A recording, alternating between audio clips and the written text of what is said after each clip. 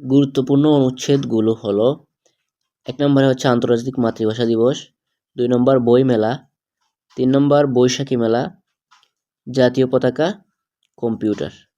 এই কয়েকটা অনুচ্ছেদ পড়লে ইনশাল্লাহ পরীক্ষায় কমন আসবে। এরপর দেখি চিঠিপত্র। প্রথমটা হচ্ছে ঐতিহাসিক স্থান ভ্রমণের অভিজ্ঞতা জানিয়ে বন্ধুর নিকট একটি পত্র লিখো। আসন্ন দাখিল পরীক্ষার প্রস্তুতির কথা জানিয়ে মায়ের নিকট একটি পত্র লিখো। এরপর হচ্ছে সড়ক দুর্ঘটনা প্রতিকারের দাবি জানিয়ে পত্রিকায় প্রকাশের জন্য একটি চিঠি লিখো। আর সর্বশেষ একটি দরখাস্ত রাখা হয়েছে এখানে।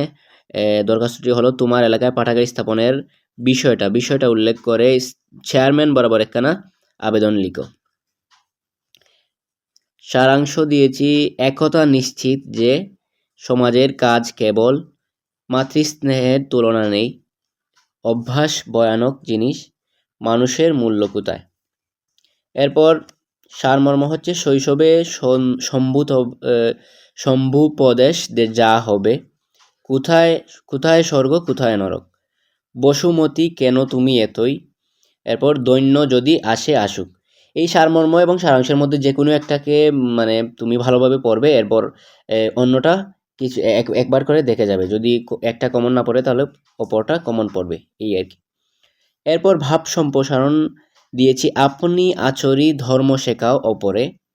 এরপর গ্রন্থগত বিদ্যা আর পরহস্তে দন, নহে বিদ্যা নহে দন হলে প্রয়োজন। বড় হস্তে না, এটা হচ্ছে পরহস্তে। এবার দুর্জন বিদ্বান হলেও পরিত্যাজ্য। প্রাণ থাকলেই প্রাণী হয়, কিন্তু মন না থাকলে মানুষ হয় না।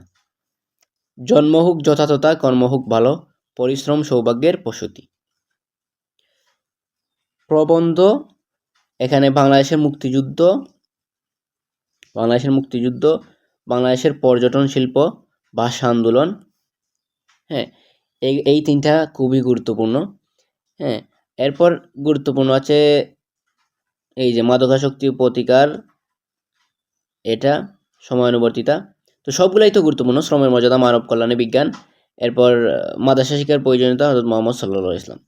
সবগুলো পড়লে ইনশাআল্লাহ আশা করি পরীক্ষায় তোমাদের কমন পড়বে। আল্লাহ তাআলা সবাইকে বিজয় দান করেন। আসসালামু আলাইকুম ওয়া রাহমাতুল্লাহ।